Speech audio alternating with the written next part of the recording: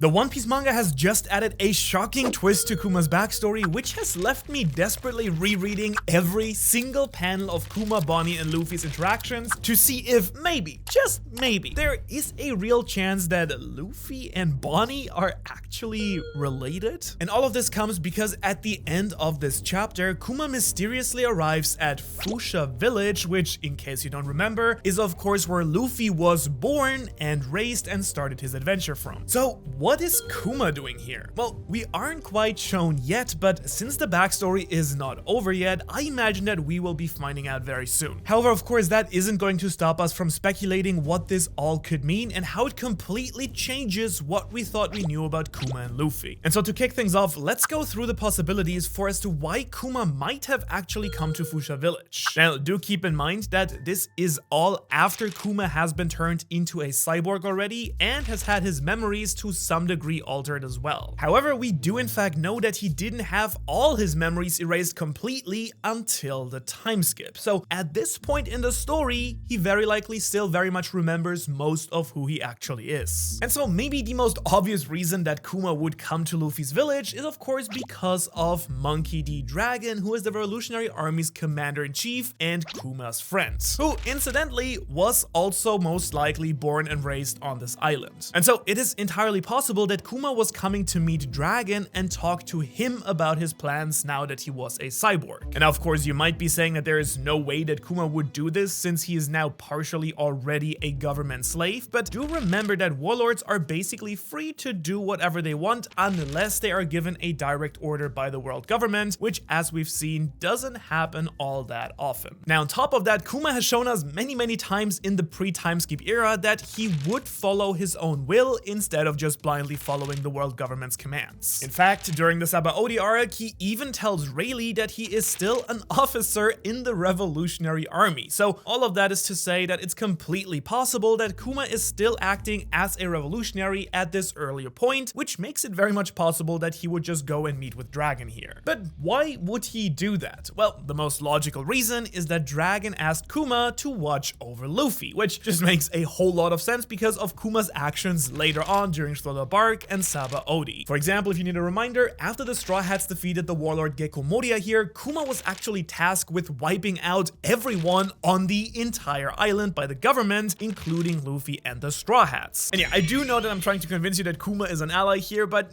if you remember, for a few chapters, it certainly looked a lot like Kuma was just going to straight up kill all of them pretty easily. Now, of course, in this scene here, it's kind of debatable how much free will he actually has left here and how much of that was his forced government programming, but eventually he actually does let the Straw Hats escape after Zoro's display of loyalty. But then in chapter 485, as Kuma was just about to leave the island, he then revealed that he already knew that Luffy was in fact Dragon's son. In other words, very clearly, he must have already learned about Luffy and Dragon's relationship at some point in the recent past. And while you might think that it would be pretty simple to connect Luffy to his father because of their shared family name, not many characters in the story were actually able to do that. In fact, even some of Dragon's most trusted allies in the Revolutionary, such as Ivankov here, didn't even know that Dragon even had a son. And so very clearly, this wasn't common knowledge, which means that Kuma must have learned it in some sort of very unique situation. Which of course makes Kuma's surprise visit to the Goa Kingdom at the end of this chapter the perfect opportunity for Dragon to reveal that he has a son and ask Kuma to watch over him as best as he can from within the world government. Which is just amazing if that was somehow planned right from the very start of the story, because in fact some parts of the story actually kind of go against the idea that Dragon actually asked Kuma to watch over Luffy. For example, Kuma's visit to 𝙬𝚎𝚐𝚎𝚘𝚢 village must have happened sometime around 3 or so years before the current storyline, very shortly before Luffy left for his adventure. And this would have been just after Kuma had become a warlord. Now at this point, Luffy was still at 𝙬𝚎𝚐𝚎𝚘𝚢 village, but Ace had already left to become a pirate and had already defeated a warlord himself. And so that just makes me wonder, how would Dragon be able to keep tabs on Luffy but then not know that he was actually going to become a pirate, since it does seem like this was very much new information to him back in chapter 100, which by the way is now 1,000 chapters ago.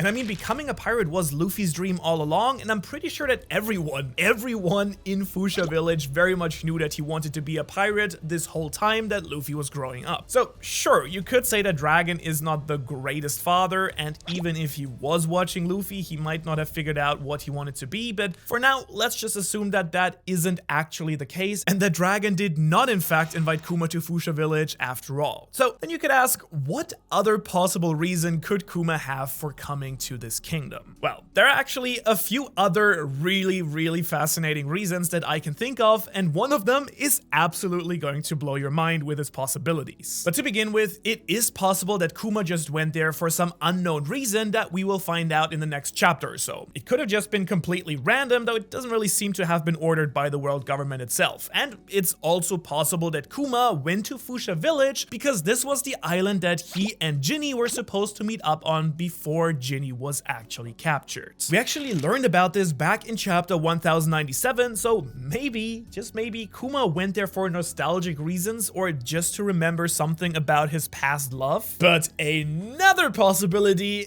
oh boy, we're going to have fun with this one. This one also involves Jinny, but gets way more interesting. So to start with, let's make sure that we all understand a few key details here. First off, Jinny was the Revolutionary Army's Eastern Forces commander, so it is entirely possible that Jinny already had visited Fuchsia Village or the larger islands, which is called Dawn Island, sometime during her time with the Revolutionary Army. And in case you forgot, Jinny was very much part of the revolutionaries from about 22 years ago until she was captured about 14 years ago, which does mean that she was probably in the East Blue for quite some time. Now, the point that I'm trying to get to here takes us way back to some of the initial speculation surrounding Jinny when she was first introduced back in chapter 1095. And that, of course, is that Jinny might actually be Luffy's mother after all. I mean, she was most likely in the East Blue around the time that Luffy was born, which was 19 years ago. She does have very close ties with Dragon, as well as all of the other reasons that she might be Luffy's mother that we have already discussed in previous chapters, such as the similarities with eating lots of food and the similar names. And at that time, we had actually thought that she might be Luffy or Bonney's mom, but what if she was both Luffy's and Bonney's mother after all? Now, you might already be typing away in the comments right now that there is no way that she would betray her love for Kuma like that. I'm just saying, it's possible, the math kind of works out, and even if that's not the case, I still wonder if she could have met Luffy at one point and she was inspired by his personality just like Shanks was. However, keep in mind that at this point Luffy wouldn't have had either his straw hat or his devil fruit when Jinny was around here because he didn't get either of those things until at least 1 year after Jinny was captured. Timeline is a little bit confusing, but still, Luffy is pretty hard to forget as a kid, so even if she isn't his literal mother, maybe Jinny figured out that he was Dragon's son and mentioned it to Kuma, which then led to Kuma here as we see in this flashback. But actually, now that I'm thinking about it, I kind of wonder if there's one other possibility for why Kuma actually came to Luffy's home island. Because remember that Kuma is part of the Buccaneer race who is very much known for believing in the god Nika. We also do know that Nika is commonly referred to as the sun god, and Kuma's father believed that Nika would bring freedom back to the world. And well, one thing that we know for a fact is that all throughout One Piece is that the dawn or the rising sun is very much often used as a symbol of freedom in the story. So what if part of Nika's lore that Kuma knows about also relates to Luffy's home, which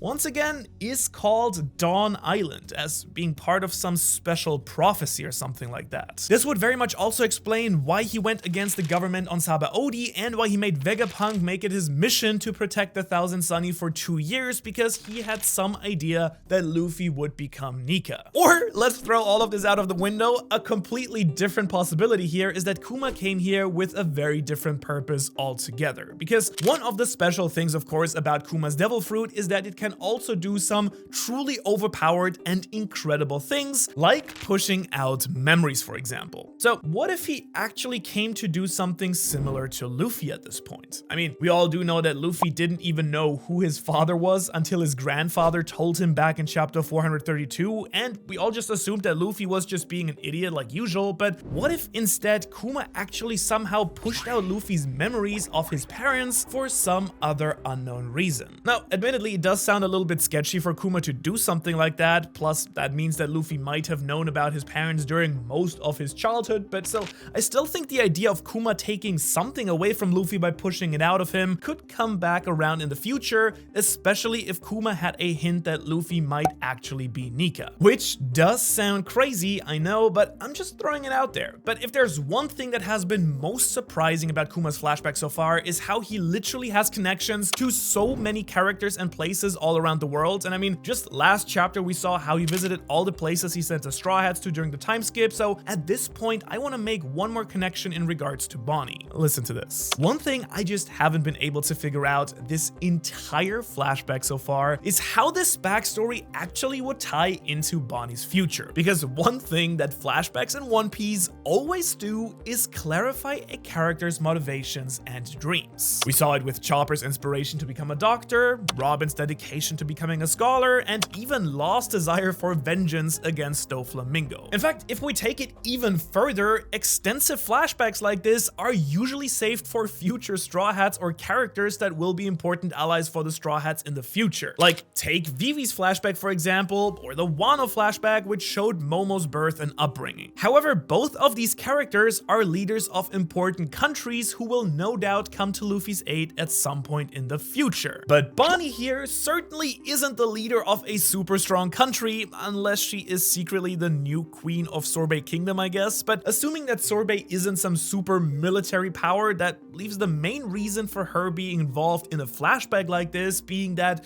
she is now a potential Straw Hat candidate. And in fact, the more you look into it, the more she starts fitting a lot of the criteria that are required for characters to join the crew. First off, she obviously has a very tragic backstory. Next, if she wants to fulfill Kuma's dreams of helping Nika bring freedom to the world, inherited will, that is a clear dream that she can fulfill while traveling with Luffy. As for her role on the crew, well, take the fact that she's only 12 years old right now, then she could certainly fill the role of cabin girl or apprentice, much like Shanks or Buggy were on Roger's crew. Although that might be a little bit of a stretch, considering that despite her age, she has already been a pretty famous captain on her own when she aged herself up. However, funnily enough, this idea of Bonney making herself seem older than she already is also relates to the next part of why she could be such a perfect Straw Hat candidate, because one other thing that every potential Straw Hat must have is that they need Luffy to free them somehow. For Nami, for example, it was literally freeing her from Arlong. For Robin, it was giving her the confidence to know that she deserved to live and freeing her from Ennis Lobby. For Sanji, it was helping him understand that it was okay for him to follow his dreams. And well, for Bonney, she also has something that she needs to learn and be freed from, which is that she doesn't have to pretend to be an adult when she still is just a kid.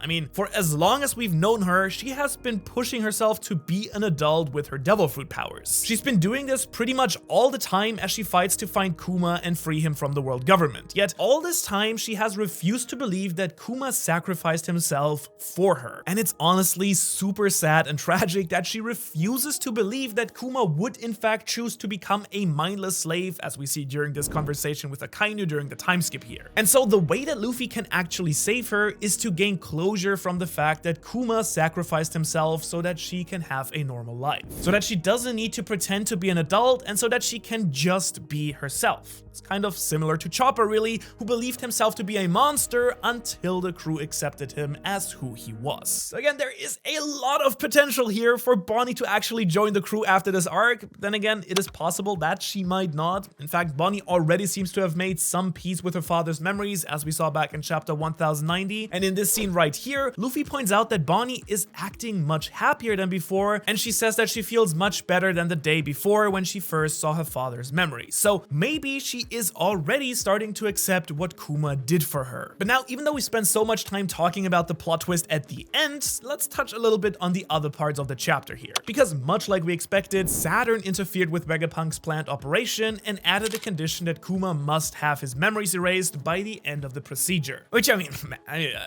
Every arc, Oda makes us hate a new character even more than he did in the last one. And Saturn is definitely living up to the newest, biggest scumbag in the entire story. I mean, strangely enough though, Kuma's full cyborg transformation will take 2 full years to complete, so I guess they're doing it in increments and stages. But either way, Kuma very happily accepts this arrangement if it means that Bonney will be cured. Also, we learned that Bonney's treatments to cure her disease will take 6 months plus another year of staying out of the sun to 100% recover, which is how we get this awesome family bonding time during this chapter of Kuma, Bonney, Vegapunk, and Sentomaru, and even Kizaru enjoying themselves on Egghead Island in between surgeries. Which again, just as a reminder to us, means that Kizaru really was friends with all of these people, so he might very well still have a change of heart and decide to help his former friends, which I would love to see. And once this time is actually over though, Bonney is then taken back to the 𝙻𝚎𝚐𝚐 kingdom, where she lives inside the church under the watch of a medical team who are really 𝙻𝚎𝚐𝚐 agents who are there to keep track of her. And all of that is so that Kuma is forced to follow through with the procedures to have his memories erased as well, and Bonney will only be fully free once Kuma is fully a government slave. Which might actually finally explain this conversation with Akainu back in chapter 595, where the former admiral was legit worried that Bonney had escaped. Because to me, that just means that Bonney ran away from 𝙻𝚎𝚐𝚐 before Kuma's memories were fully erased, meaning that Kuma could have left the world government without actually fully following through with the procedure. And so I really wonder if Bonney's condition might show up again, since she might not have completed the full year of recovery here. And her leaving her quarantine early actually also brings up the question of why Kuma didn't leave the government once she had escaped. Did he just not know that Bonney had escaped? Or was he worried that the government would just capture her again if he rebelled? Or did he have another reason for actually staying with the government? Like maybe he had some other mission that he wanted to fulfill for the revolutionaries, or he actually was looking out for Luffy all along. In fact, it is almost certain that Luffy and the crew would have been wiped out at Sabaody if it hadn't been for Kuma. Plus, he defended their ship for 2 years, so all of that is just more evidence that he was doing all that he could to make sure that Luffy had every chance possible to reach his full potential. And we're not sure at this point, but one thing is certain, and that is that this backstory just continues to get